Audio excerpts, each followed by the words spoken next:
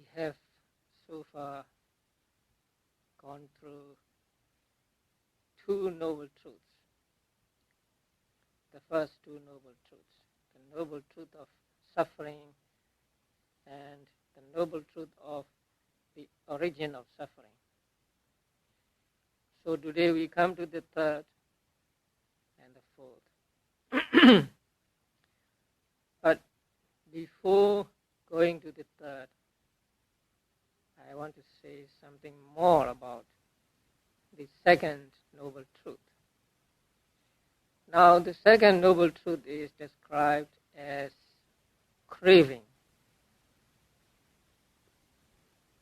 which gives fresh rebirth, and that there are three kinds of craving.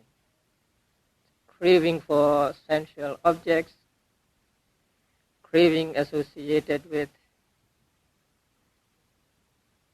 eternalist view, and craving associated with an annihilationist view. Now I want to make these three kinds of craving clearer. There are different kinds of craving. As there are 6 kinds of objects, there are said to be 6 kinds of craving. 6 kinds of objects are sight, sound, smell, taste, touch, and then what are called Dhamma objects.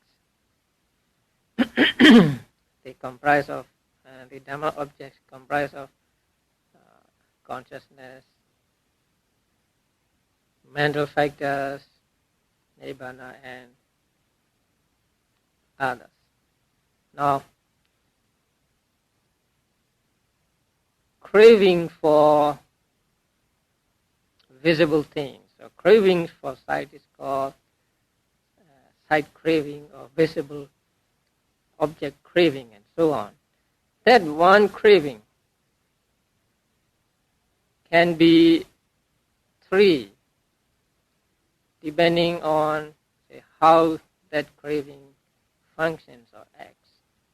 So suppose there is something beautiful. So when we see something beautiful and we do not practice meditation, it is very likely that we will get attachment. So we will have attachment to that object.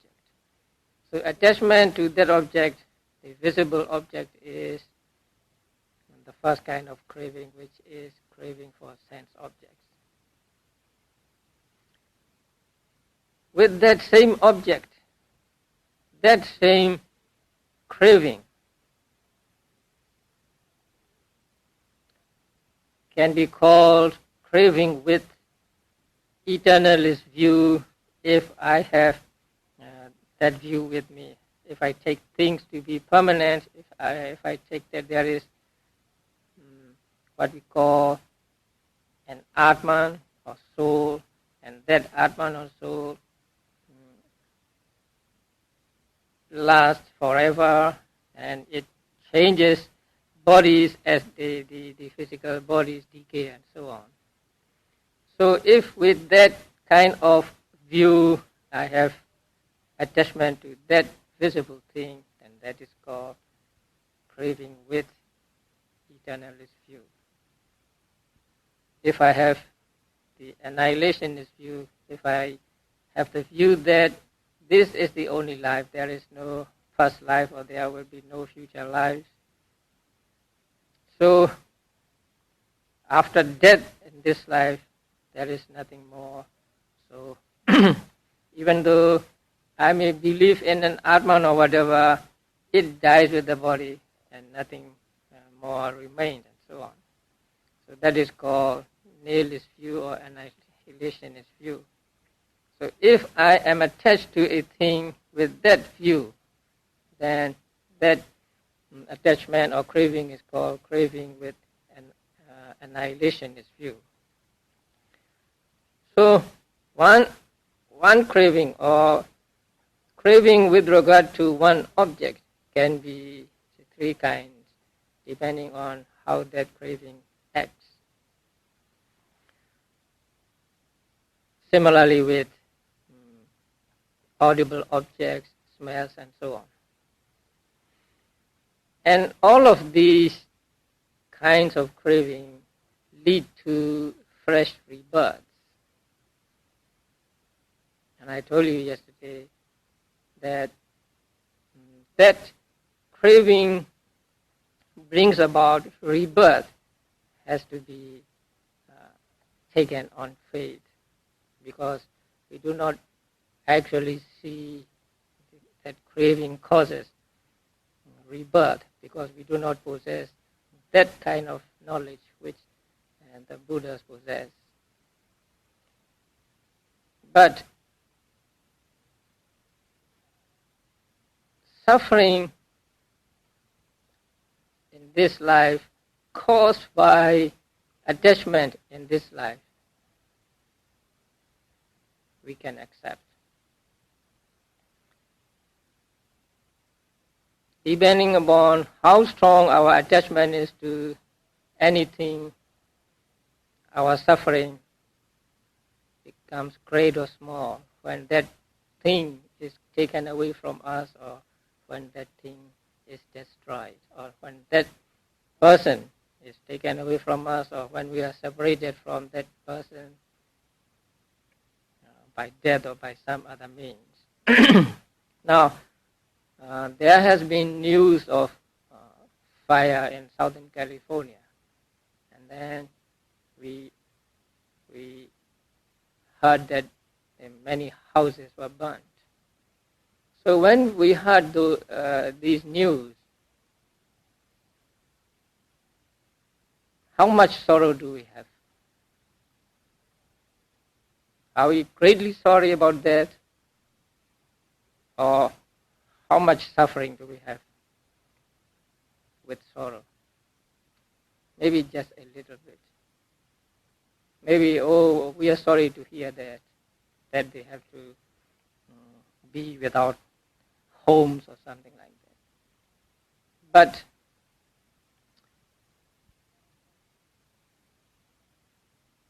if one of our houses, or if one of the houses they have burned was our house,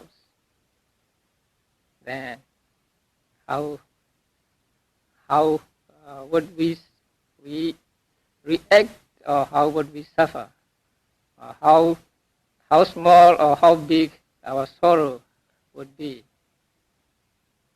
It will be great, because maybe we say, I have been saving for many years to buy this house, and I have built this, and now it has literally gone into flames. And so at that time, we suffer more. We have more sorrow, more lamentation, more domanassa, because our house was burnt. Just because of that? Now, burning of the house is the same, whether it is one's house or another's house. So the cause is the same, but the effect is different. When it is not our house, we don't suffer much, but when it is our house, we suffer much. So the real cause of our suffering, the real cause of our sorrow, is not the burning of the house, but our attachment to that house which is burned.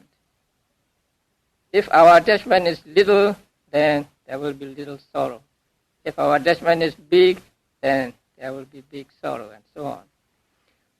So we can guess from such example that suffering can be caused by attachment, or attachment causes suffering, even in this life. So if it can cause suffering in this life, it must be able to cause suffering in other lives too. So by looking at this example in this life, we may infer that what causes what we call suffering or what we call sentient life must be attachment, strong attachment to lives or to objects of senses. So the second noble truth is said to be thirst or attachment or craving. So this craving causes fresh rebirth, and it is accompanied with delight and say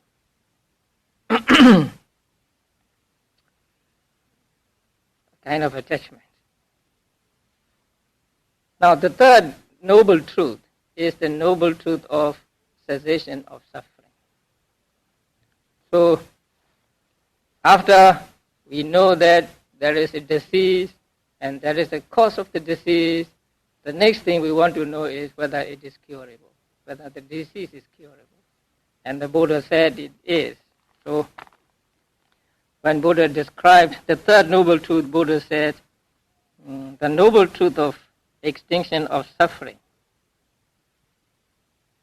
is the complete fading away and cessation of that thirst or that hunger, that craving without remainder. Its forsaking and giving up, relinquishing it, letting it go, release from it, and abandoning it, or not having attachment to it. Now I want you to be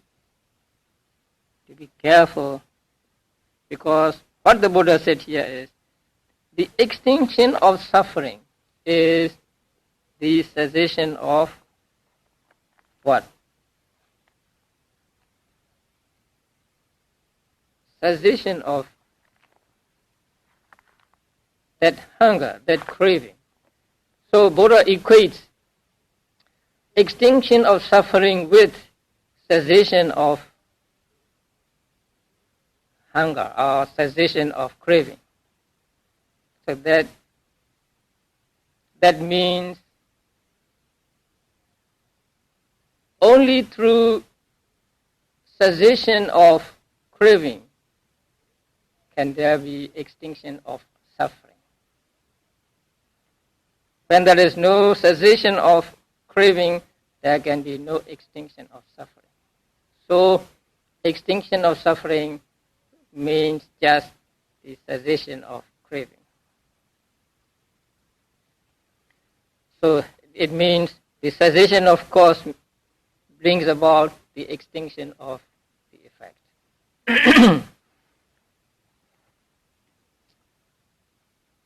Now, cessation of craving. And it is said that remainderless fading away. So the cessation of craving without any remainder, that is what is meant by the noble truth of cessation of suffering. And that comes about at the moment of enlightenment, especially at the moment of the fourth stage of enlightenment, the arahantship. Craving and other mental defilements are destroyed or eradicated at the moments of the first, the second, and the third enlightenment. But it is only at the fourth stage of enlightenment that craving and all other mental defilements are totally, without any remainder, eradicated. So, the third noble truth, the noble truth of cessation of suffering, is accomplished at the moment of the enlightenment at the fourth stage. And that is the total cessation or remainderless cessation of fading away. Now, the word fading away is maybe a little misleading. It is a translation of the Pali word viraga. So raga means stain or die, and we means not, so no stain, no die. So it is translated as fading away. But here,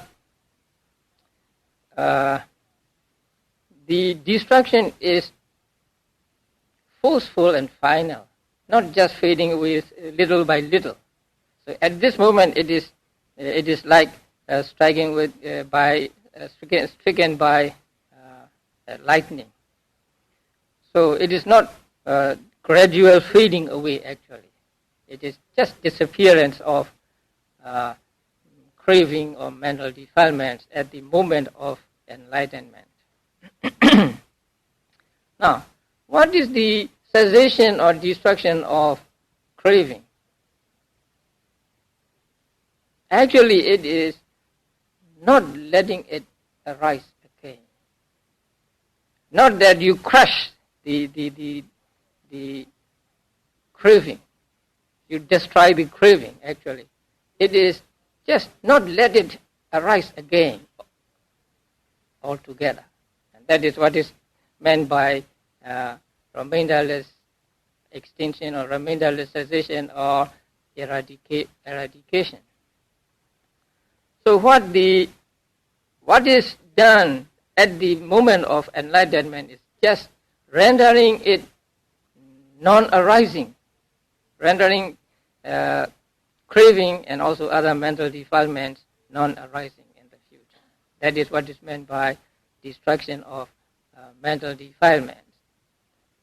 Not that mental defilements are really destroyed, really crushed at the moment of enlightenment. Because at the moment of enlightenment, there are no mental defilements in the mind. Mental defilements and enlightenment cannot arise at the same time. They cannot coexist. So, the destruction of mental defilements or craving means rendering them non-arising in the future. They do not arise in the future because their source or their potential has been cut off or destroyed. Maybe it is like, say, a switch of electric light. So when you turn the switch on, there is electric light. And when you turn the switch off, the light goes off. So switching on is the cause of the light. But if you cut the wire somewhere so that the power does not go through the switch, then however often say you turn on the switch, there will be no light because it has no more ability to produce light since its source has been cut off. So something like that when we say the mental defilements are destroyed. So their latent stage or their potential is destroyed when a person reaches the stage of enlightenment. So this is total eradication.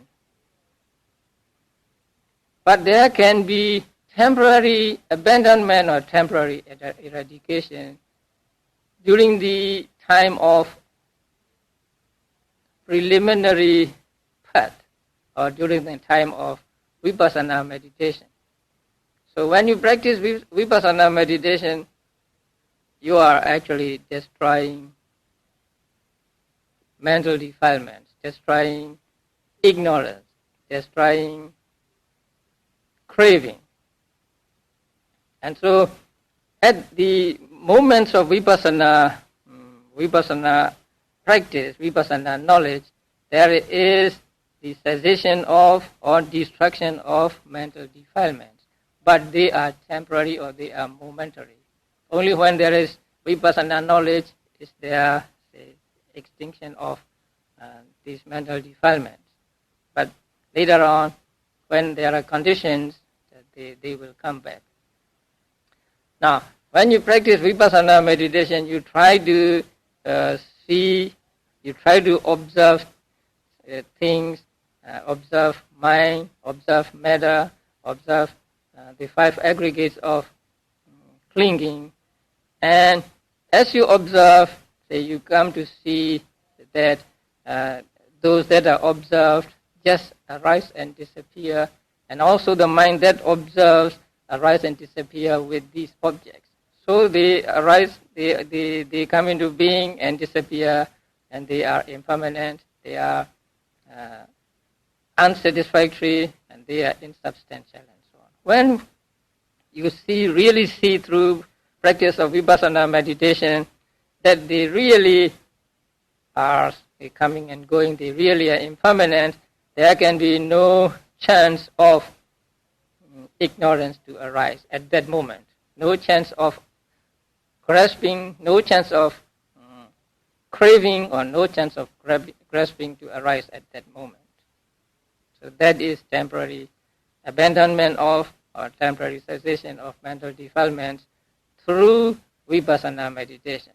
And as vipassana meditation gains momentum, and when it reaches its full maturity, then it produces what is called enlightenment. So at the moment of enlightenment, the eradication of mental defilements is final. So they will not arise again in that person anymore. So when you practice meditation, vipassana meditation, and your concentration is good, and you see things coming and going, arising and disappearing, and also you see their impermanence and so on, then you are experiencing the third noble truth in some degree.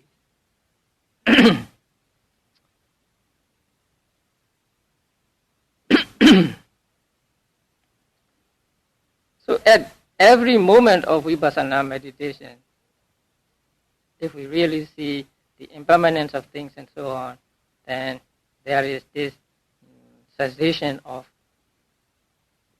craving, cessation of ignorance, and cessation of others. So when there is no craving, there is no grasping.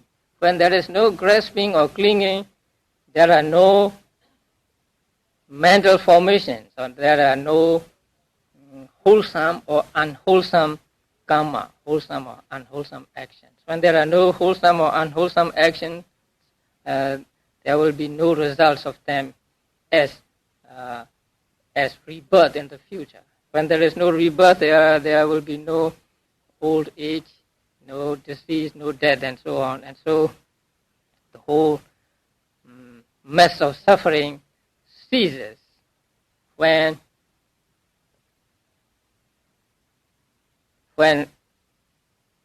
ignorance and craving is destroyed, or when they cease.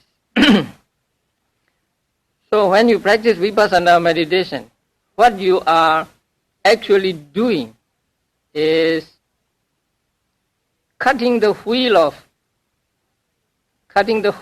life, or cutting the wheel of round of rebirth at one place, so that it does not go on and on.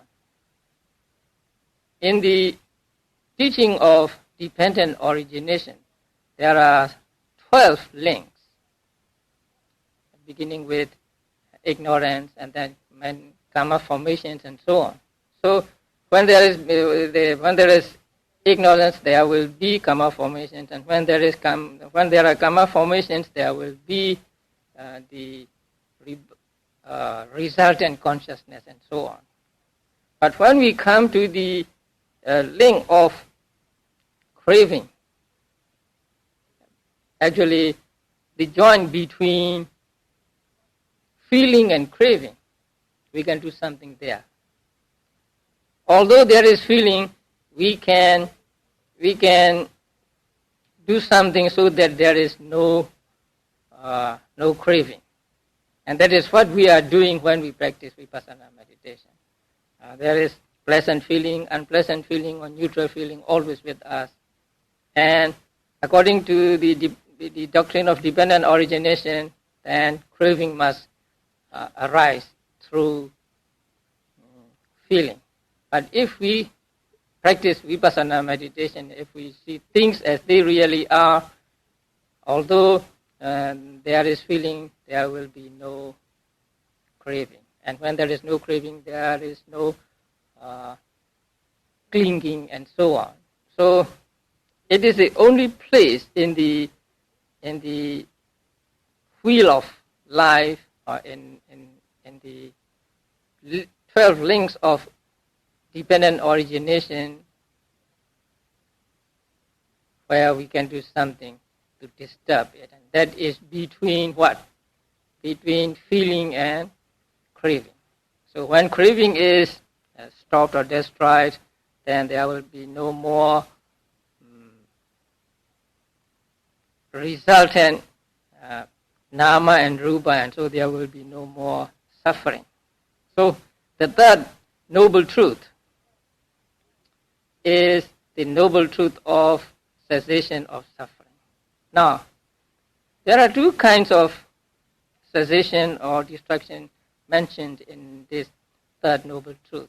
The extinction of suffering and extinction or cessation of craving.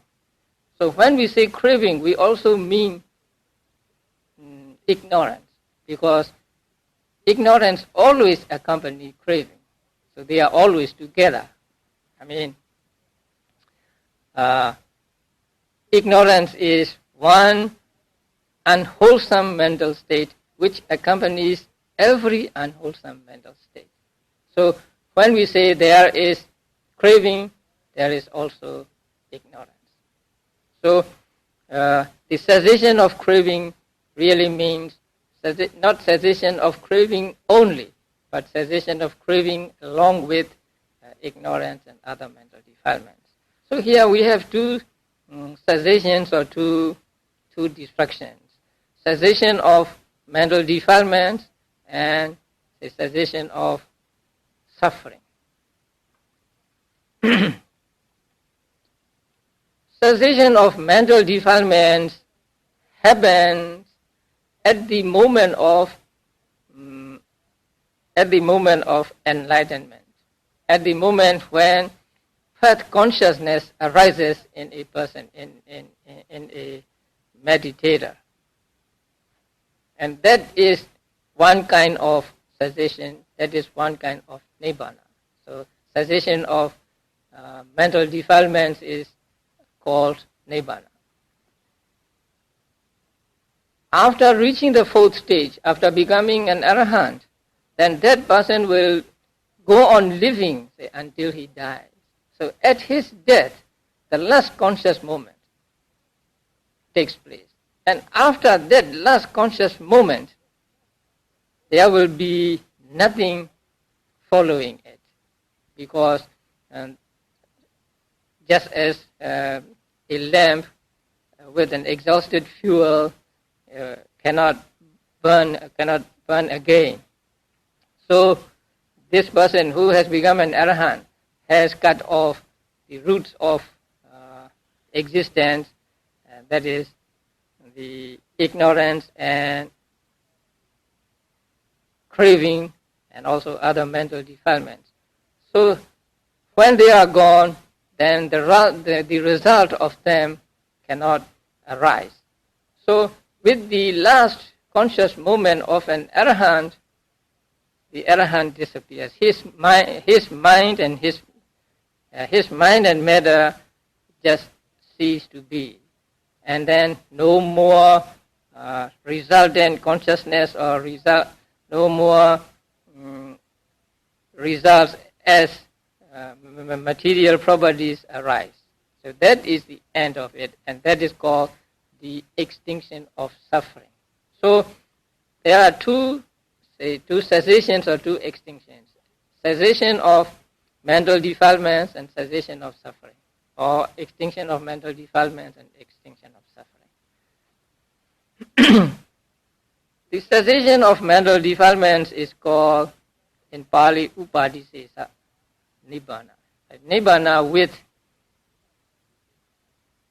aggregates remaining. That means that person has eradicated mental defilements altogether, but he still has his mind and matter, he still has his body and his mind, which is the result of his past karma. So that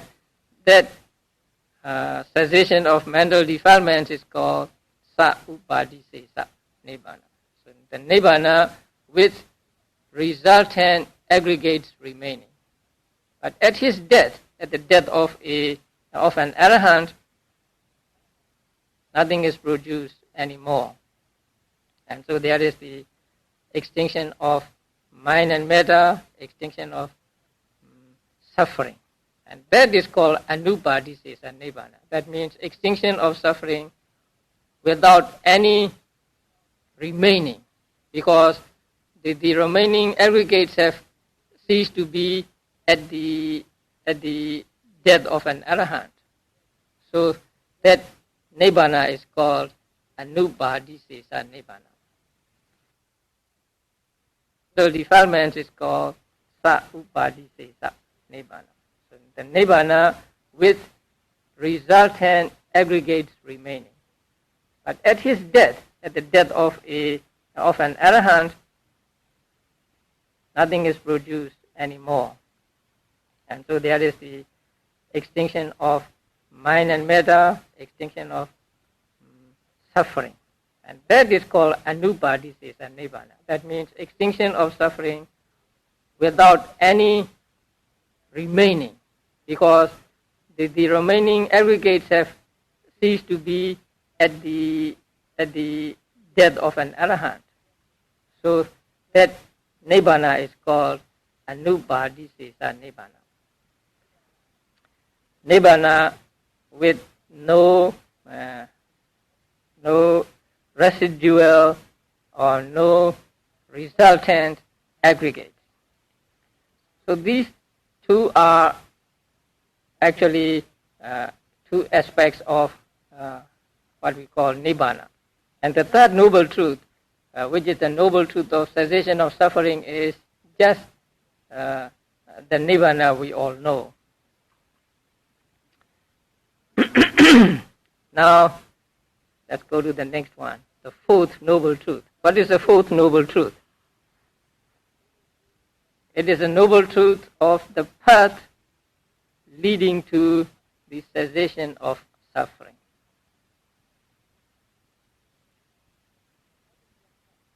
And what is that path? It is simply the Noble Eightfold Path. Now, there is the disease, there is the cause, or we have known the cause, and then we know that there is the cure of the disease. So there is the extinction of suffering. So, what is the next question? What must we do about that? What must we do to cure the disease, or what medicine we must take? So the physician gives us a medicine which has 8 ingredients. And that medicine is in the form of the Noble Eightfold Path. So the last and fourth noble truth is simply the Noble Eightfold Path. And the Noble Eightfold Path which Buddha discovered and practiced and got best results of when he became the Buddha. And that Noble Eightfold Path consists of 8 factors which are right understanding and so on. So I have explained to you these 8 factors one by one. Now, I think I told you that when we say this is the path, we mean the real path, that surely leads to Nibbana. So the fourth noble truth, the path leading to the cessation of suffering, can be obtained only at the moment of enlightenment. Because only after the enlightenment is one sure to reach Nibbana. So the fourth noble truth, which is the noble truth of the path leading to the cessation of suffering, or the Noble Eightfold Path, belongs to enlightenment moment. So at the moment of enlightenment, there are 4 stages.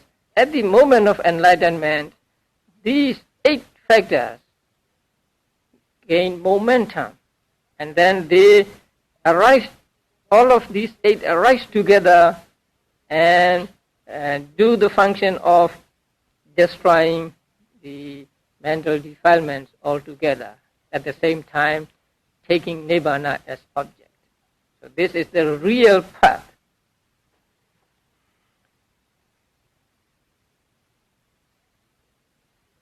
Although this is the real path, it is actually the outcome of something preceding it.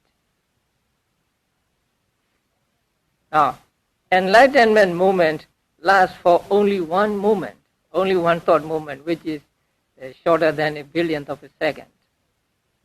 So how can we develop these 8 factors at that moment? Actually, these 8 factors at that moment are fully developed, already fully developed. So in order for them to be fully developed, we have to do some kind of developing before that stage. And so that stage before the enlightenment stage is also called path leading to the cessation of suffering. When we are on that preliminary path, we may or may not be sure to reach the cessation of suffering. If we deviate before we reach the enlightenment, then we will not reach the cessation of suffering. But without that preliminary stage, there can be no real stage of enlightenment. And in order to get into that stage, we need some kind of approach. I think I told you about this also. So the first thing we should do in order to develop this path is to have right understanding, which consists in belief in karma and its results, and then to purify our moral conduct by abstaining from killing and so on. Now, is that only what we need before we actually practice the path?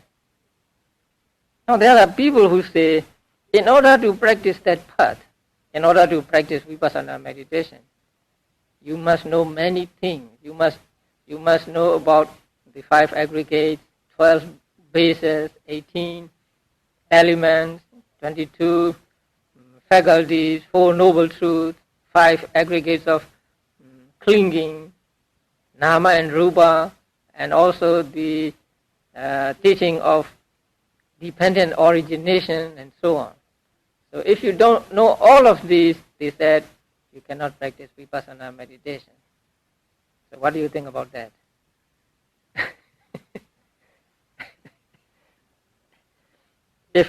If what they said was true, you won't be practicing vipassana meditation. Now, Mahasi Sayadaw said, following the teachings of the Buddha, what people need before they practice this path is just something like a book knowledge or some hearsay that Buddha taught that the 5 aggregates are impermanent, they are suffering, and they are insubstantial. So you must have heard about that. Not that you must believe in them or you must take them to be true, but just that you must have heard that, oh, Buddha said this, Buddha said that things are impermanent, suffering and soulless. So this much you need to know, this much book knowledge or this much second-hand knowledge that you need to have before you practice vipassana meditation. And also, you need to have heard that there are four noble truths And the first is the noble truth of suffering, and the second is the cause of suffering, the third is the cessation, and the fourth is a path leading to cessation of suffering. And so when you practice vipassana meditation, you are dealing with the first two. See, the noble truth of suffering and noble truth of origin of suffering. So when you practice vipassana meditation, you're watching mental and physical phenomena, and they are what? They are dukkha, right? So they are the first noble truth. And you are eradicating a thirst or a craving at every moment of vipassana meditation. And so you are dealing with the second noble truth. But the third and fourth, you cannot deal with when you are practicing vipassana meditation. They are beyond the range of vipassana meditation. Only when you get enlightenment, do you experience them or do you see them really clearly. So this much you should understand, that when you practice vipassana meditation, you deal with the first two noble truths. And the last two noble truths are good, and they ought to be realized, something like that. Or incline your mind towards reaching the third noble truth through the fourth noble truth. This much knowledge is enough for anybody to practice vipassana meditation. So a person who wants to practice vipassana meditation must have this much knowledge. I think all of you have this knowledge. And then the understanding that beings have karma as their own property, or belief in the law of karma, and then to purify their moral conduct. And that is done by taking precepts. So when you take precepts, you are purifying your moral conduct. Even though you are not doing anything wrong during the retreat, you have to confirm, you have to affirm your purity of morals, and so you take precepts and keep them. And so the three factors of the path, the right speech, right action, and right livelihood, are already accomplished when you take the precepts. And then you practice vipassana meditation.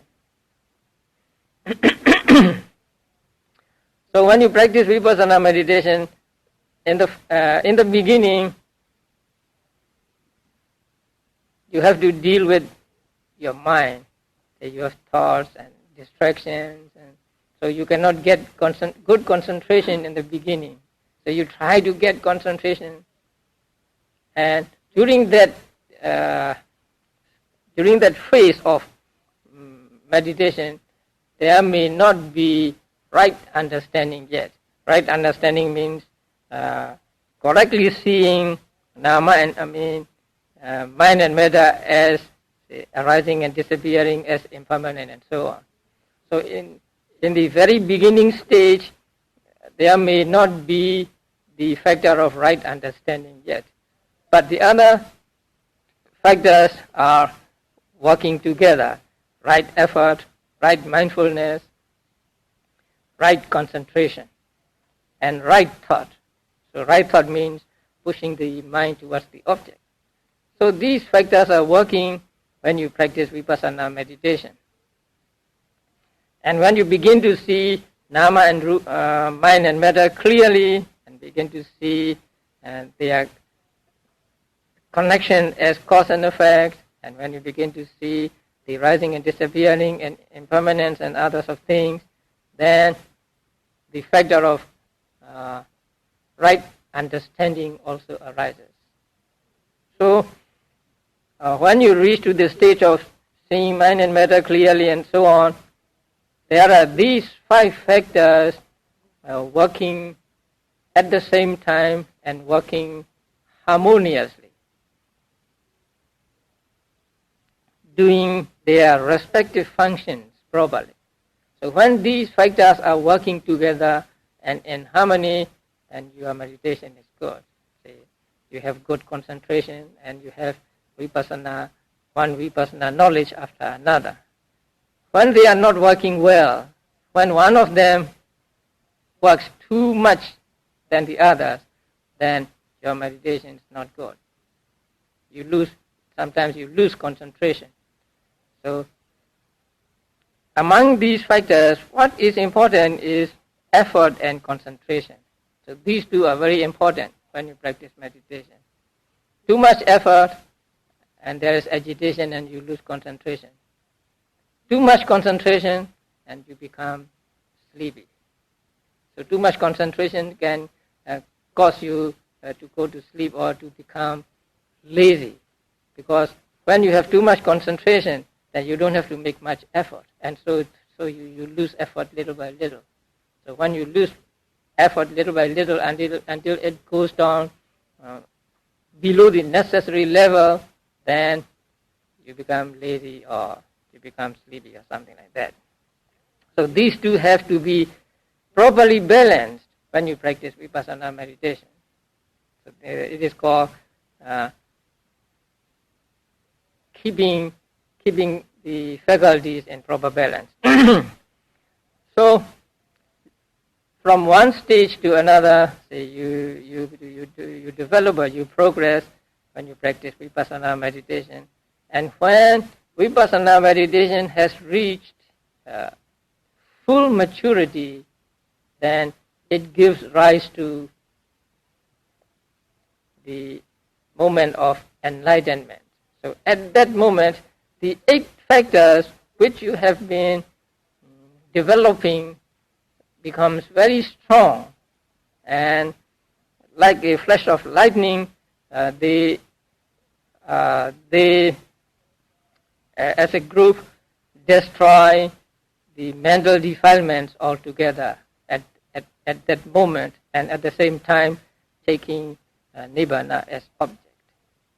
So this is how one develops through this path. So first there is what the basic path, right?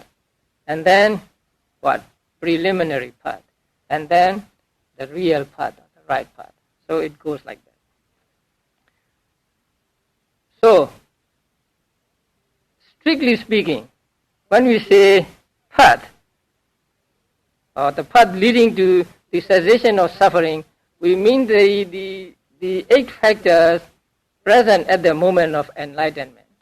But since this cannot happen with the preliminary stages of vipassana, vipassana also came to be included in the path leading to the cessation of suffering. Because without vipassana, there can be no path at all. So this is also included in the path leading to the cessation of suffering. And vipassana path is also called mundane path, while the enlightenment path is called supramundane path. So without the mundane path, there can be no supramundane path. And so in order to reach the supramundane path, we have to begin with the mundane path. Now, in the 8 factors, the 3, right speech, right action, right livelihood, belong to the stage of moral purity or virtue. And then right effort, right mindfulness, and right concentration belong to the stage of concentration, because right effort and right mindfulness helps build up concentration. So they are included in the concentration stage or concentration group, and the right understanding and right thought are included in the wisdom group, because right thought means, as I said, pushing the mind towards the object, and if it does not push the mind towards the object, takes the mind towards the object, then right understanding cannot understand the object simply because it doesn't reach the object. So the right thought or pushing the mind towards the object is included in along with right understanding. So there are 3 stages. Here the first is the purity of morals or moral conduct, and the second is purity of mind, which is concentration, and the third stage is purity of wisdom, or penetrating knowledge of the Four Noble Truths. So these are the three stages which Buddha mapped out for his disciples to follow. So the first, the stage of virtue or moral purity; the second, the stage of concentration or purity of mind; and the third, the stage of understanding or the purity of wisdom. There have to be three stages because the mental defilements have three layers or three levels. Now, when you are listening to the Dhamma, there is no attachment or no anger in you. So they are absent at that time. But there is some provocation, then they will come up in your mind. And if you are not careful, then you may act upon attachment or anger. So there are three levels of mental defilements. The one is lying latent or dormant, beneath the surface. And the next one is coming up, that means arising in your mind. And the third step is acting upon it, doing something because of that mental defilement. So there are three levels of mental defilement, and the three stages of the path are designed to attack these three levels. So the purity of moral conduct is to attack the uppermost level, which is called transgression level, acting out level. And the concentration is to attack the second level, that is coming up level, arising in your mind. But you do not do anything with that, but just it arises in the mind. And the third level is a latent level, which is most difficult to eradicate. And that third level can be eradicated only by wisdom, only by seeing correctly the true nature of things. That is why these three stages are designed. And vipassana can eradicate, or vipassana can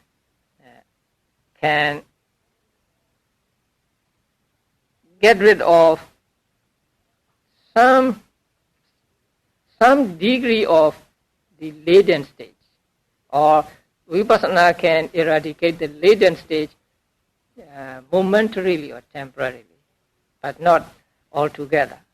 Only the path or only the enlightenment can eradicate the latent stage of the mental defilement. So since there are three layers or three levels of mental defilements, Buddha gave us three weapons to attack each level. The level, the stage of virtue, the stage of concentration, and the stage of wisdom. And these are actually the 8 factors of path: right understanding, right thought, right speech, right action, right livelihood, right effort, right mindfulness, and right concentration. So these 4, altogether we have the 4 noble truths. And these 4 noble truths, the Buddha penetrated, discovered when he was practicing meditation under the Bodhi tree more than 2,500 years ago. And these 4 noble truths Buddha taught to the 5 disciples in his first sermon, and all through his life. Whatever Buddha taught boils down to one or the other of the 4 noble truths. And so the 4 noble truths are important subjects of study for all Buddhists and all those who are interested in Buddhism, and also for those who really practice vipassana meditation. Because when you practice vipassana meditation, you are experiencing all these four noble truths to some degree. So there is noble truth of suffering, noble truth of origin of suffering, noble truth of cessation of suffering or cessation of craving, and then there is the noble truth of the path, the eight factors of path. So at every moment of vipassana meditation, there are these four noble truths. And at every moment of vipassana meditation, the 8 factors of the path are virtually present, and they are working in harmony. And when they become matured, then they will give rise to enlightenment, or give rise to the real path that leads to the cessation of suffering. So by paying attention or by listening attentively to the talk on the Four Noble Truths, may we all be able to practice vipassana meditation or go along the fourth noble truth, so that we get rid of the second noble truth and fully understanding the first noble truth, and be able to realize the third noble truth, which is cessation of craving or extinction of all suffering.